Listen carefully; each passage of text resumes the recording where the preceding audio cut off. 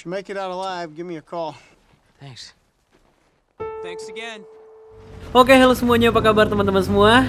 Di video kali ini gue bakal menceritakan sebuah film tentang pelarian seorang anak remaja menuju ke sebuah tempat paling berbahaya sekaligus paling menakutkan di Amerika, yaitu Alaska. Pelarian ini dilakukan seorang diri tanpa kendaraan, tanpa bekal dan peralatan yang mumpuni. Akankah alam buas dan suhu ekstrim di Alaska memberikan kehidupan untuk pria ini? Well, ini adalah sebuah film yang diangkat langsung dari kisah nyata berjudul Into the Wild.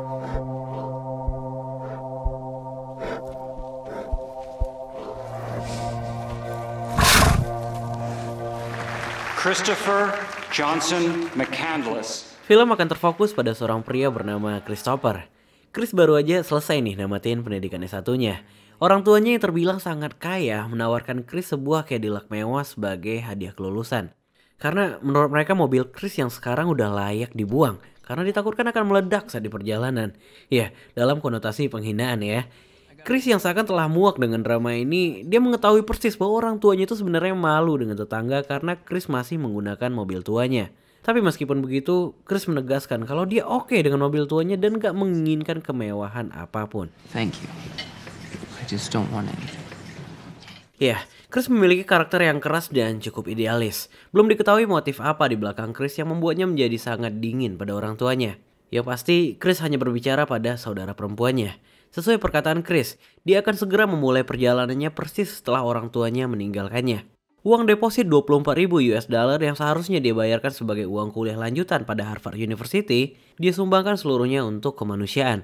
Semua identitas pengenal dia hilangkan, kemudian Chris pun segera meninggalkan kota.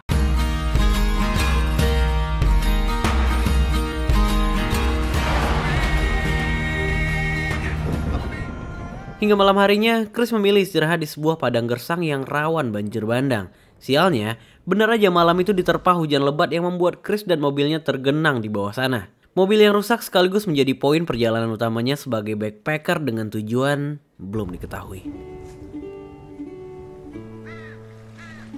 Tenda pertama Chris dibangun di pinggir danau wilayah Arizona pada Juli 1990. Setelah sebulan perjalanan, Chris bertemu teman pertamanya yaitu sepasang pasangan bernama Jen dan Rennie. Mereka hidup di jalan menggunakan camper van. Mereka terlihat sangat senang dengan kehadiran Chris di sana. Cara Chris melihat dunia menurut mereka cukup unik. Chris sangat mengedepankan kejujuran di atas semuanya. Tapi entah kenapa, mendengar kata-kata ini membuat masalah masa lalu pasangan ini kembali dibicarakan. Chris yang merasa bersalah mencoba membantu mendinginkan hubungan mereka. Hingga malam harinya, Chris mengetahui bahwa Jen dan Rennie telah kembali mendapatkan kebahagiaan mereka. Dan Chris pun menghilang tanpa jejak pada pagi harinya.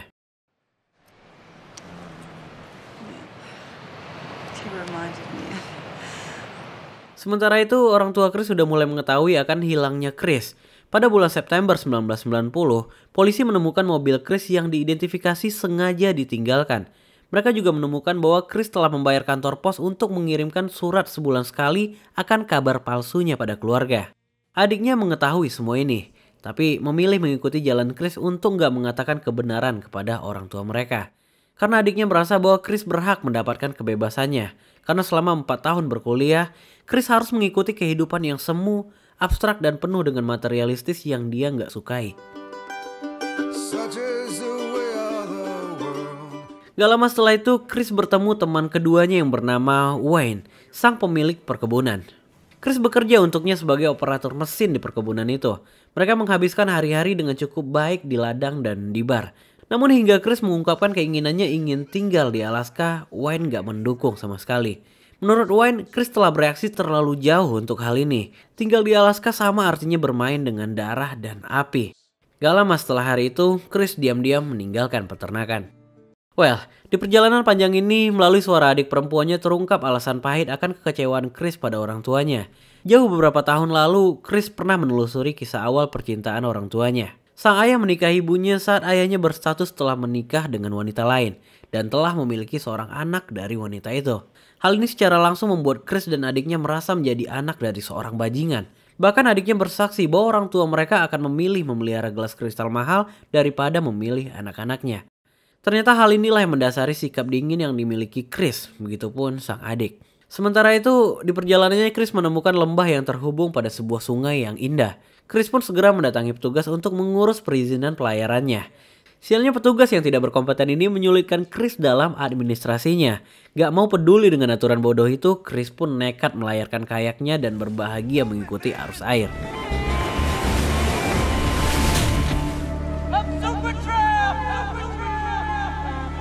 Terhitung dari hari itu, Chris terus berlayar selama 36 hari dan tinggal di gua untuk beristirahat. Dia terus ngelanjutin perjalanannya hingga sungai itu habis dan membawanya ke hamparan lautan lepas. Merasa perjalanan lautnya telah selesai, Chris pun diam-diam menaiki kereta barang hingga membawanya ke suatu kota yang dipenuhi oleh manusia. Chris nggak tahu dia telah sampai di kota apa. Yang pasti, keramaian kini menjadi sesuatu yang aneh di pikirannya. Alam bawah sadarnya mulai menolak keramaian, yang membuatnya berpikir bahwa seharusnya dia nggak berada di kota. Malam itu juga, Chris memutuskan untuk kembali menaiki kereta dan menuju ke sebuah tempat baru. Sialnya, keberadaan Chris diketahui oleh masinis. Dia dituduh sebagai imigran gelap dan dihajar habis-habisan. Kembali ke rumah. Peristiwa hilangnya Chris telah membawa perubahan besar bagi orang tuanya. Upaya pencarian melalui detektif nggak kunjung berhasil. Kini mereka hanya bisa berdoa untuk kembalinya Chris ke rumah. Sang adik juga menambahkan bahwa ayah mereka kini telah melunak dan banyak mengalah dengan keegoisannya. Sedangkan sang ibu selalu menoleh pada setiap backpacker yang dia temui di jalan. Berharap yang dia lihat adalah Christopher, anaknya. No. Singkat cerita, pada Desember 1991, Chris kembali mendatangi Jen dan Rennie. Ini tepat setahun setelah Chris meninggalkan mereka. Live music pada malam itu cukup berkesan karena Chris terlihat sangat menikmati lagu yang dibawakan oleh seorang gadis di sana. Gadis itu adalah anak dari tetangga sesama camper van. Dia bernama Tracy. I heard you play your song last night. I was gonna go take a walk to Salvation Mountain. You wanna go? Okay. Dan mereka pun mulai akrab dari perkenalan itu, menghabiskan sedikit waktu untuk berjalan-jalan dan mengenal satu sama lain, hingga sampailah pada suatu malam. Sebelum makan malam, Jun menceritakan sesuatu yang belum sempat dia ucapkan pada Chris sebelumnya, yaitu tentang anak laki-lakinya yang bernama Reno. Reno berusia kurang lebih sama seperti Chris. Dia pergi merantau untuk mencari jati dirinya sejak 2 tahun lalu, tapi sampai saat ini, Jun masih belum mendapatkan kabar apapun dari Reno anaknya. Jun sempat menyinggung tentang orang tua Chris karena Jun sangat mengetahui rasanya kehilangan seorang anak. Tapi Chris tetap dengan dinginnya dan memilih untuk gak membicarakan hal itu. Guys, come on, it's getting cold. Seiring berjalannya waktu, Tracy sepertinya mulai menunjukkan ketertarikannya pada Chris. Tapi Chris sangat memahami tujuan utamanya, sehingga Chris gak menaruh harapan lebih jauh yang kelak akan mempersulit pergerakannya. We can't do that. Why not? You want to do something together? Dreams with thunder, lightning was desire. Dan kini sampailah pada perpisahan terakhir. Chris diantar oleh Jun ke jalan utama. Dia nggak ingin melakukan pelukan perpisahan karena sebenarnya Jun nggak ingin melepaskan Chris dalam perjalanan itu. Namun bagaimanapun perjalanan kini telah dimulai.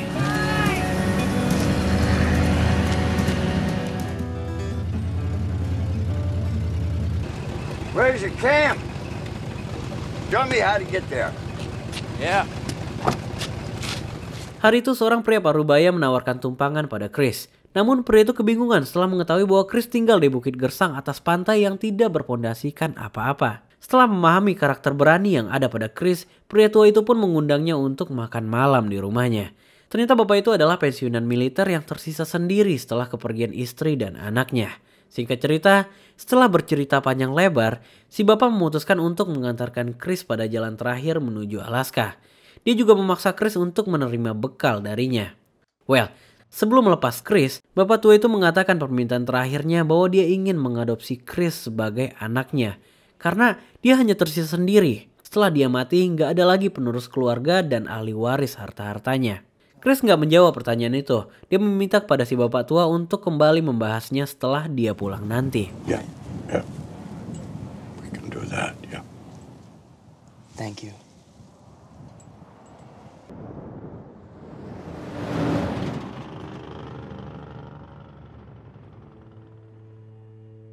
Maret 1992, perjalanan pun dimulai dari sini. Dari ujung mata melihat hanya ada hamparan es dan pegunungan. Chris berjalan di atas es, melewati sungai tanpa map dan kompas. Dia akan berhenti saat dia berhenti, dan berjalan saat dia ingin.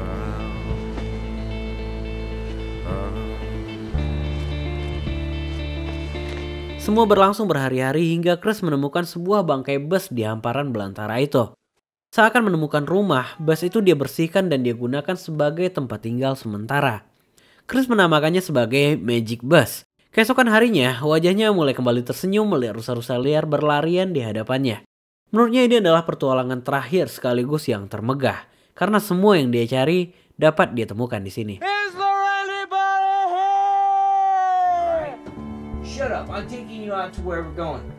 Tapi semakin hari, kesendirian mulai menyerang kewarasannya. Gak jarang Chris mulai berbicara sendiri. Dia mulai berakting layaknya dia adalah bus driver dan sebagainya.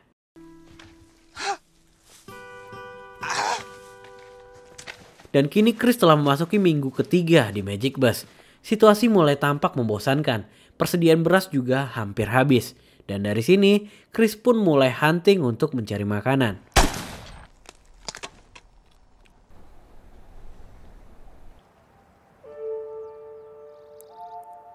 Hingga keesokan paginya, Chris dikagetkan oleh mencairnya es yang tertempel pada Magic Busnya, yang artinya musim panas akan segera datang.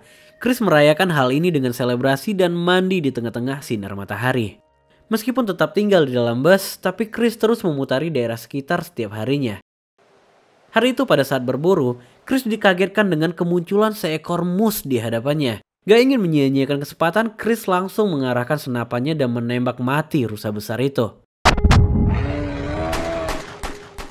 Namun dia lupa, kalau di musim panas dia hanya memiliki waktu 2 jam untuk membersihkan semua daging. Chris langsung memotong-motong mus itu dan menyembunyikannya di bawah rumput agar nggak tercium oleh para lalat.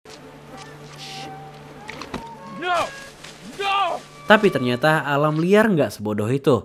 Belum selesai mencuci potongan daging pertamanya, lalat segera datang dan meninggalkan larva dan belatungnya di sana.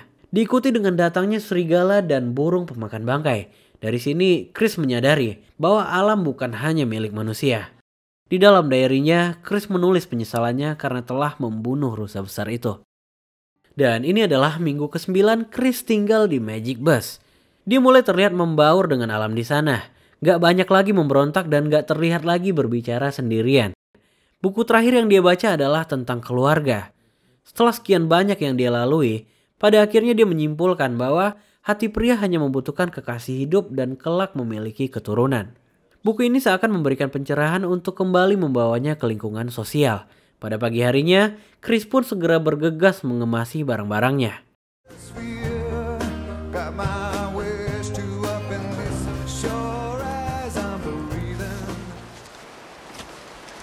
Namun saat di perjalanan, sungai kecil yang sebelumnya pernah dia lintasi kini telah menjadi besar karena musim panas telah mencairkan es-es di sekeliling sana. Terfokus melihat sekitar, Chris terpeleset yang hampir membuatnya terbawa arus curam. Hal ini membuat Chris terluka sehingga mengharuskannya kembali ke Magic Bus malam itu.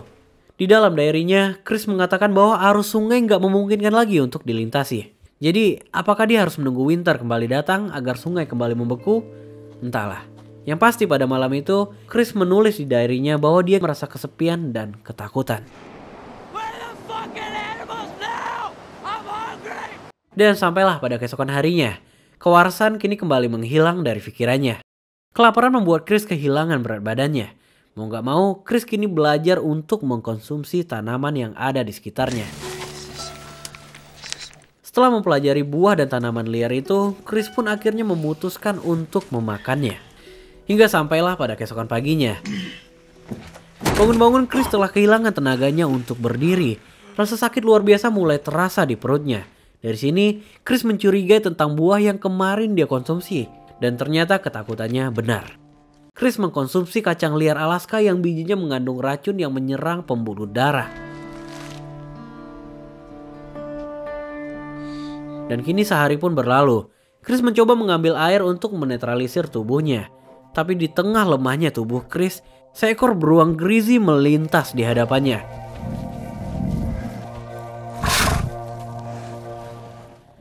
Beruang itu sempat mendekat dan mencium Chris. Namun tampaknya beruang itu nggak melihat daging segar dari tubuh Chris yang udah kurus, kering, dan pucat. Semakin hari Chris semakin kurus dan gak berdaya. Tapi Chris masih tetap dengan kebiasaan journalingnya. Definisi kebahagiaan menurutnya kini telah berbeda. Bukan lagi kebebasan, bukan lagi kesendirian. Tapi kebahagiaan adalah saat kita bisa berbagi kepada orang lain. Tulis Chris sambil menjatuhkan air matanya.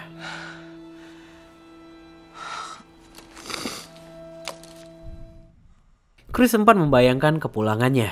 Dia membayangkan kebahagiaan orang tuanya saat menyambutnya. Rasanya dipeluk oleh ayah dan ibu. Sebelum akhirnya, Chris benar-benar menghembuskan nafas terakhirnya pada Magic Bus itu. Ya, Chris meninggal pada Agustus 1992, atau tepatnya 5 bulan setelah dia memasuki hutan Alaska. Well, Chris yang asli berhasil ditemukan oleh pemburu 1 bulan setelahnya, tepatnya pada September 1992. Dan abunya akhirnya dibawa oleh saudara perempuannya untuk kembali pulang ke rumah. Film pun selesai. Banyak sekali hal yang gak bisa kita pahami di dunia ini. Kadang kita belajar dari pengalaman sendiri, dan kadang kita belajar dari pengalaman orang lain. Meskipun langkah Chris melarikan diri ke Alaska gak bisa dibenarkan, tapi dari sanalah dia belajar bahwa untuk mencari kebahagiaan itu gak harus melakukan hal-hal di luar koridor manusia. Karena di akhir diary-nya, dia menyimpulkan kalau bahagia itu sesederhana saat kita bisa berbagi dan berguna untuk orang lain. Apapun pendapat teman-teman semua tentang film ini, kalian bisa langsung aja tulis di kolom komentar di bawah. Dan yang paling penting itu, jangan lupa di-share ke teman-teman kita semua. Jangan lupa di-like dan di-subscribe juga apabila belum, karena kita bakal ketemu lagi di video selanjutnya. Bye-bye.